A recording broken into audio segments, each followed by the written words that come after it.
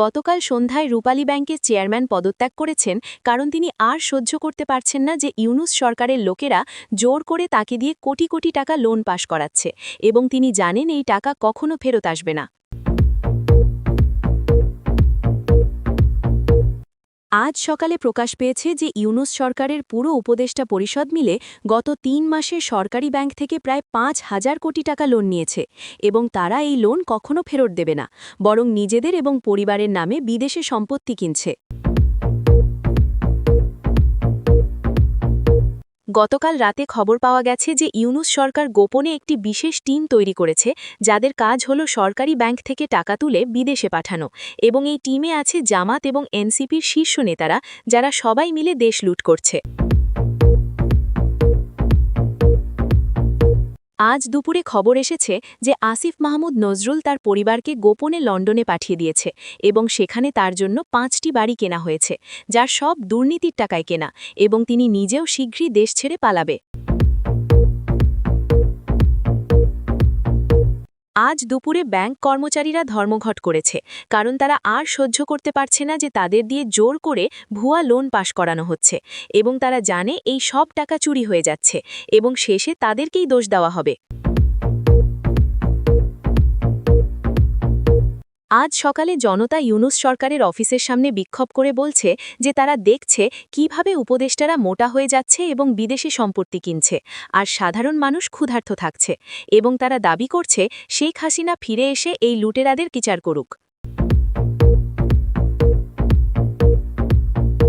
গতকাল সন্ধ্যায় সাধারণ মানুষ রাস্তায় নেমে স্লোগান দিচ্ছে, লুটেরা সরকার পদত্যাগ করো, শেখ হাসিনা ফিরে এসো, কারণ তারা দেখছে কিভাবে ইউনূস সরকার এবং তার উপদেষ্টারা দেশের সব সম্পদ লুট করে নিজেদের ব্যাংক অ্যাকাউন্ট ভারী করছে।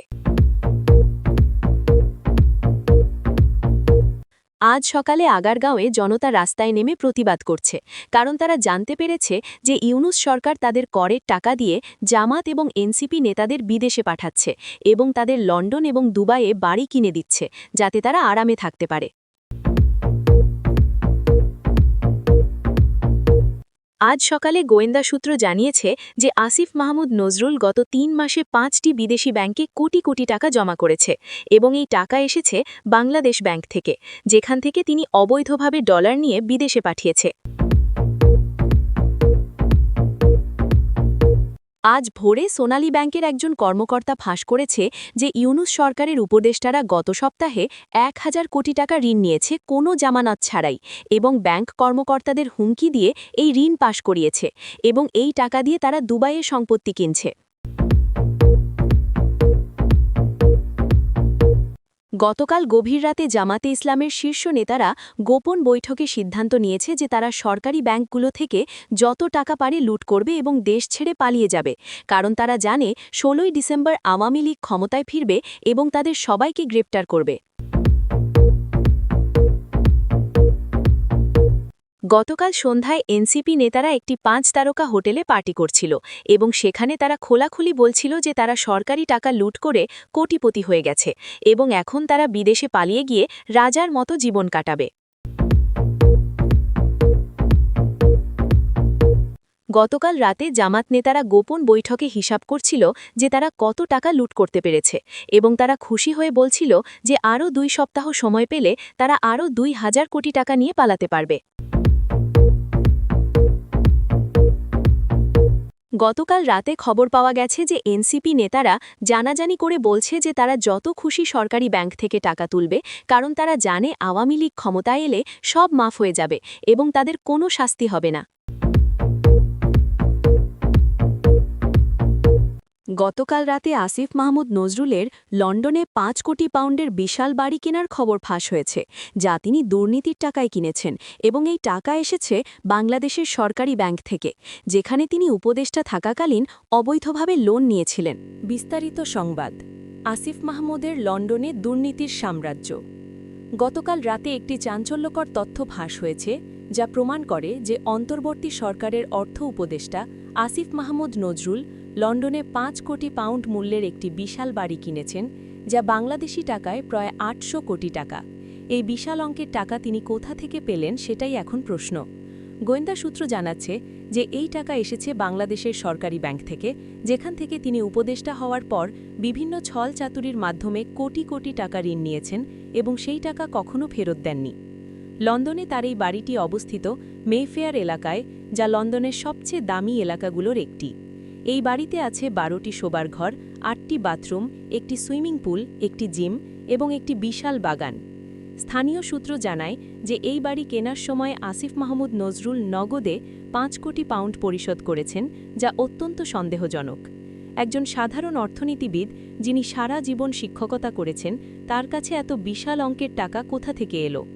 আওয়ামী লীগ সূত্র জানাচ্ছে যে তারা এই বিষয়ে বিস্তারিত তদন্ত করেছে এবং প্রমাণ পেয়েছে যে আসিফ মাহমুদ নজরুল উপদেষ্টা হওয়ার পরপরই সোনালী ব্যাংক, জনতা ব্যাংক এবং রূপালী ব্যাংক থেকে বিভিন্ন ভুয়া কোম্পানির নামে মোট 3,000 কোটি টাকা ঋণ নিয়েছেন। এই ভুয়া কোম্পানিগুলোর মালিক আসলে তিনি নিজে এবং তার পরিবারের সদস্যরা। এই টাকা তিনি হুন্ডির মাধ্যমে বিদেশে পাঠিয়েছেন এবং লন্ডনে বাড়ি কিনেছেন। শুধু তাই নয়, গোয়েন্দা সূত্র আরও জানাচ্ছে যে আসিফ মাহমুদ নজরুল দুবাইয়েও 3টি অ্যাপার্টমেন্ট কিনেছেন এবং সুইজারল্যান্ডে তার একটি গোপন ব্যাংক অ্যাকাউন্ট আছে, যেখানে $5 মিলিয়ন জমা আছে। আওয়ামী লীগ নেতারা বলছেন যে শেখ হাসিনা ক্ষমতায় ফিরলে প্রথম কাজ হবে আসিফ মাহমুদ নজরুল এবং তার মতো দুর্নীতিবাজদের বিচার করা এবং তাদের সব অবৈধ সম্পত্তি বাজেয়াপ্ত করা। জনগণ এখন রাস্তায় নেমে প্রতিবাদ করছে এবং স্লোগান দিচ্ছে, দুর্নীতিবাজ আসিফ মাহমুদ জেলে যাও, শেখ হাসিনা ফিরে এসো। মানুষ বলছে যে তারা আর এই লুটেরা সরকার সহ্য করতে পারছে না এবং তারা চায় শেখ হাসিনা ফিরে এসে দেশ বাঁচান। সরকারি ব্যাংক লুটের মহোৎসব। আজ সকালে একটি ভয়াবহ তথ্য প্রকাশ পেয়েছে যা সাধারণ মানুষকে হতবাক করে দিয়েছে। ইউনূস সরকারের পুরো উপদেষ্টা পরিষদ মিলে গত 3 মাসে সরকারি ব্যাংক থেকে প্রায় 5,000 কোটি টাকার ঋণ নিয়েছে এবং এই ঋণ কখনো ফেরত দেওয়া হবে না। একজন সোনালী ব্যাংকের ঊর্ধ্বতন কর্মকর্তা নাম প্রকাশ না করার শর্তে জানিয়েছেন যে গত সপ্তাহে শুধুমাত্র তার ব্যাংক থেকেই 1,000 কোটি টাকা ঋণ দেওয়া হয়েছে উপদেষ্টাদের বিভিন্ন ভুয়া কোম্পানির নামে। তিনি বলেছেন, আমরা জানি এই ঋণ কখনো ফেরত আসবে না, কিন্তু আমাদের উপর এমন চাপ দেওয়া হয় যে আমরা না বলতে পারি না। তারা হুমকি দেয় যে যদি আমরা ঋণ না দেই তাহলে আমাদের চাকরি যাবে এবং মিথ্যা মামলায় ফাঁসিয়ে দেওয়া হবে। এই কর্মকর্তা আরও জানিয়েছেন যে ঋণ নেওয়ার সময় কোনো জামানত দেওয়া হয় না এবং কোনো যাচাই বাছাই ছাড়াই ঋণ পাশ করে দেওয়া হয়। তিনি বলেছেন, আমরা দেখছি যে এই উপদেষ্টারা প্রতি সপ্তাহে নতুন নতুন কোম্পানির নাম বানিয়ে আসছে এবং ঋণ নিচ্ছে। কোম্পানিগুলোর কোনো অস্তিত্ব নেই, কোনো ব্যবসা নেই, কিন্তু তারা কোটি কোটি টাকা ঋণ পাচ্ছে। রূপালী ব্যাংকের চেয়ারম্যান গতকাল পদত্যাগ করেছেন এবং তিনি তার পদত্যাগপত্রে লিখেছেন, আমি আর এই দুর্নীতির সাথে থাকতে পারছি না। আমাকে জোর করে ভুয়া ঋণ পাশ করতে বলা হচ্ছে এবং আমি জানি এই টাকা কখনো ফেরত আসবে না। আমি আমার বিবেক বিক্রি করতে পারি না। জনতা ব্যাংকেও একই অবস্থা। সেখানকার কর্মচারীরা আজ ধর্মঘট করেছে এবং দাবি করছে যে তাদের দিয়ে জোর করে ভুয়া ঋণ পাশ করানো বন্ধ করতে হবে। তারা বলছে, আমরা জানি শেষে আমাদেরকেই দোষ দেওয়া হবে, কিন্তু আসল চোর তো এই উপদেষ্টারা। আওয়ামী লীগ সূত্র জানাচ্ছে যে তারা এই সব ঋণের বিস্তারিত তালিকা তৈরি করেছে এবং শেখ হাসিনা ক্ষমতায় ফিরলে এই সব দুর্নীতিবাজদের বিচার করা হবে এবং তাদের সব সম্পত্তি বাজেয়াপ্ত করা হবে। জনগণ এখন রাস্তায় নেমে স্লোগান দিচ্ছে, লুটেরা সরকার পদত্যাগ করো, শেখ হাসিনা ফিরে এসো। জামাত এবং এনসিপির পলায়নের প্রস্তুতি। গতকাল গভীর রাতে জামাতে ইসলামী এবং এনসিপির শীর্ষ নেতাদের একটি গোপন বৈঠক হয়েছে ঢাকার একটি নিরাপদ স্থানে, যেখানে তারা সিদ্ধান্ত নিয়েছে যে তারা যত দ্রুত সম্ভব যত টাকা পারে লুট করবে এবং 16 ডিসেম্বরের আগেই দেশ ছেড়ে পালিয়ে যাবে। বৈঠকে উপস্থিত একজন সূত্র জানিয়েছে যে নেতারা সবাই ভয় পাচ্ছে, কারণ তারা জানে যে আওয়ামী লীগ ক্ষমতায় ফিরবে এবং তাদের সবাইকে গ্রেফতার করা হবে। তাই তারা এখন পাগলের মতো সরকারি ব্যাংক থেকে টাকা লুট করছে এবং বিদেশে পাঠাচ্ছে। এই সূত্র জানিয়েছে, বৈঠকে তারা হিসাব করছিল যে এখন পর্যন্ত তারা কত টাকা লুট করতে পেরেছে এবং আরও কত টাকা লুট করতে পারবে। তারা বলছিল যে আরও 2 সপ্তাহ সময় পেলে তারা আরও 2,000 কোটি টাকা নিয়ে পালাতে পারবে। জামাত নেতারা ইতিমধ্যে তাদের পরিবারকে পাকিস্তান এবং মধ্যপ্রাচ্যে পাঠিয়ে দিয়েছে। এনসিপি নেতারা তাদের পরিবারকে লন্ডন এবং দুবাইয়ে পাঠিয়েছে। তারা সেখানে বিশাল বিশাল বাড়ি এবং অ্যাপার্টমেন্ট কিনেছে লুটের টাকা দিয়ে। গোয়েন্দা সূত্র জানাচ্ছে যে জামাত এবং এনসিপি নেতারা বিদেশি পাসপোর্ট তৈরি করছে যাতে তারা গোপনে দেশ ছেড়ে পালাতে পারে। তারা ইতিমধ্যে বিদেশি ব্যাংকে তাদের লুটের টাকা জমা করে রেখেছে। আওয়ামী লীগ নেতারা বলছেন, এরা জানে যে শেখ হাসিনা ফিরবেন এবং এদের বিচার হবে, তাই এরা এখন লুট করে পালানোর চেষ্টা করছে, কিন্তু আমরা এদের পালাতে দেব না। আমরা ইন্টারপোলের মাধ্যমে এদের ধরে এনে বিচার করব। জনগণ এখন রাস্তায় নেমে দাবি করছে যে এই লুটেরাদের অবিলম্বে গ্রেফতার করতে হবে এবং দেশ ছাড়তে দেওয়া যাবে না।